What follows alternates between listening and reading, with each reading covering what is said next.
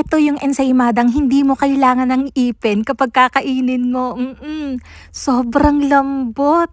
Ang battery kaya ang sarap. Etong ensaymadang to, kinabukasan na to natapos, pero parang freshly baked pa din siya. Ituturo ko yan sa inyo kung paano gawin, kaya tara, bake na tayo.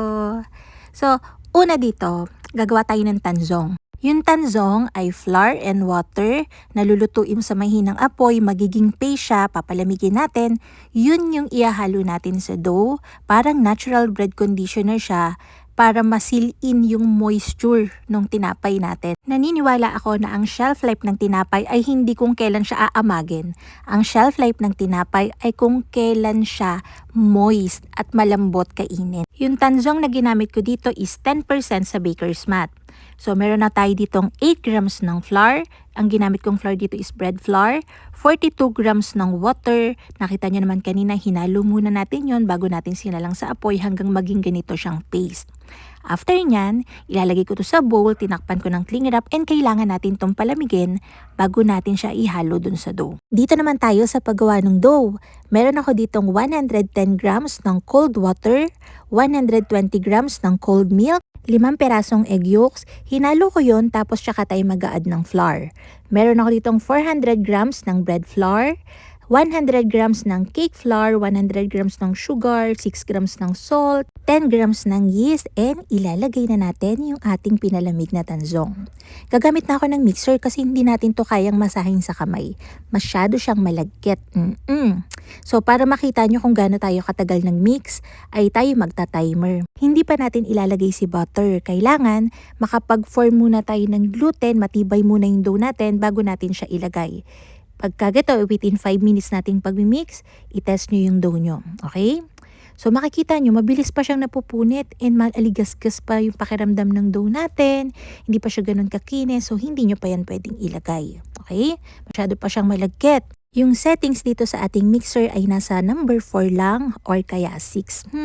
Huwag nyo ito todo kasi mahihirapan yung mixer nyo. Masisira kagad yan kapag kaganyan. So nakikita nyo yung ganitong texture ng dough. Ito, pwede na nating ilagay yung butter. Yung ilalagay nating butter dito is nasa 30%. Mataas siya.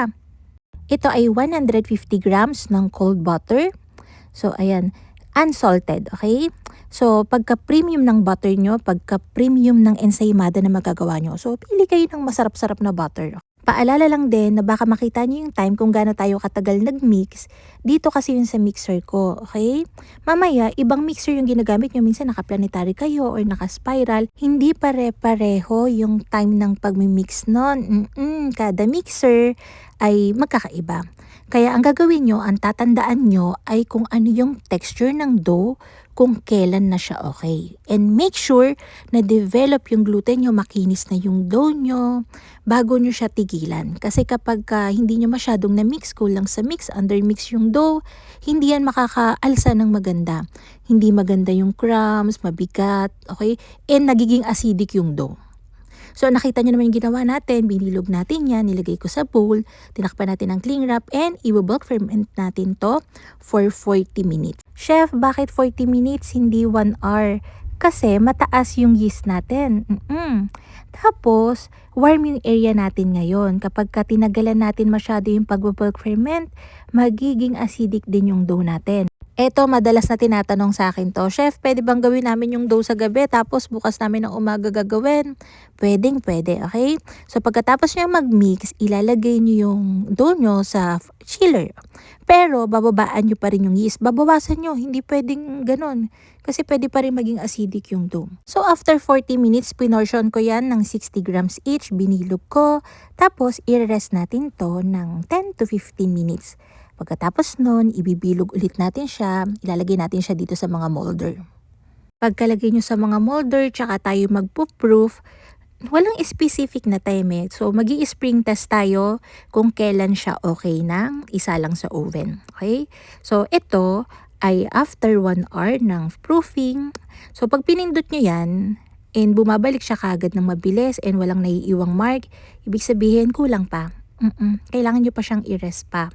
So, ito namang time na to is 1 hour and 40 minutes. Hindi ko na na-videohan nung in-spring test ko. Hindi ko alam kung bakit, pero okay na siya. So yan, isasalang natin to sa oven, 160 degrees Celsius for 12 to 15 minutes. Pagkaahon ko sa oven, since pinaalsa natin to siya ng malaki. So nakikita nyo, tinataktak ko yan. And right after natanggalin natin siya sa oven, tatanggalin natin siya dun sa mga molder.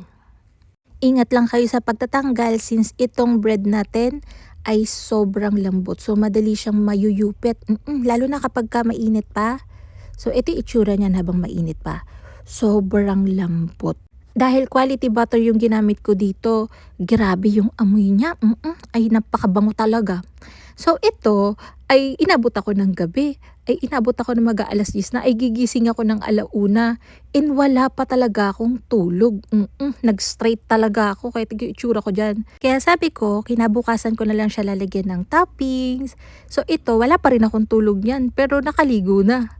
So, ang gagamitin ko ditong cheese ay Parmesan cheese kasi paborito ko yan. Pwede naman cheddar cheese or kung anong cheese yung gusto nyo, okay lang, nasa sa inyo yun. Pwede rin yung mga ganitong klaseng ensaymada. Ito yung isa sa mga bestseller ko. Gumagawa ko ng biscoff, ng pistachio, ng chocolate Oreo. Mabenta siya. So, kayo nang bahala talaga dun sa toppings. Pero syempre, ang gagawin natin is classic. So, buttercream ang ginamit ko dyan. So, spread lang natin yan, then dip natin dun sa Parmesan cheese. Pwede kayo mag-add ng jam sa loob or kaya ng salted egg, nasa sa inyo na. Pero itong base ay quality. Kung gagawin nyo to, siguradong di kayo magsisisi. Thank me later talaga. So, ayun lang. Sana nagustuhan niyo ating video for today. Magkita-kita tayong muli. Ito pong Mili ang Lutong Tinapay. Bye-bye!